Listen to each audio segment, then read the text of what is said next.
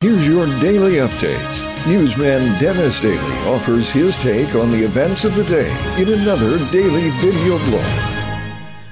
Hi, and thanks again, everybody. I don't usually editorialize during these daily blog sessions, but I really have some strong feelings about something. Several friends of mine today emailed me to ask what I thought about changing the language of Mark Twain's Huckleberry Finn and Tom Sawyer. And there was a major article about this in the Los Angeles Times.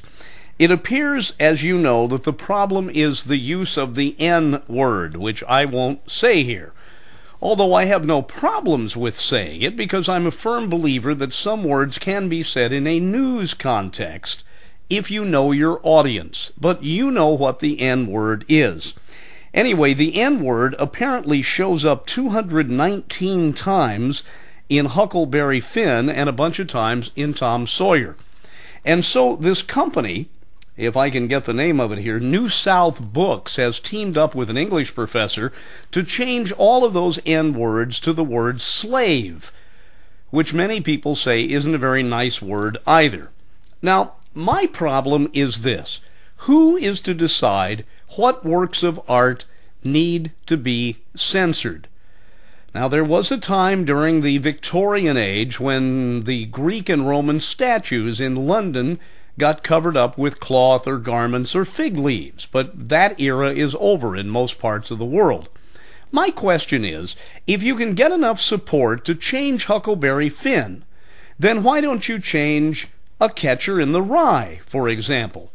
I refused to read it in college because it contained the F word.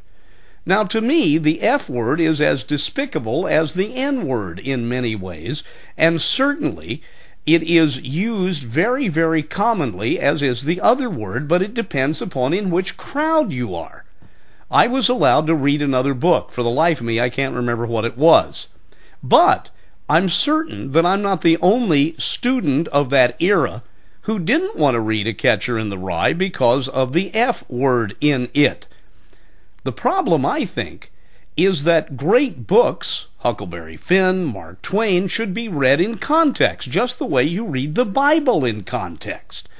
Just the way 200 years from now, somebody is not going to pick up a copy of an old American folk book and hear about John Henry picking up a little piece of steel and driving it into a mountain, or someone in the song 16 Tons going to the mine the day they were born, because this is all folklore, and much of the Bible is written that way. But if you have good teachers who can explain to you why those words were used and what all those allegories mean, what's the problem? All you have to do is tell the teacher, I want to read something else, if you feel that strongly about it. But the chances are that most people who object to the use of the N word in books have used the word themselves, where I seldom, if ever, use the F word.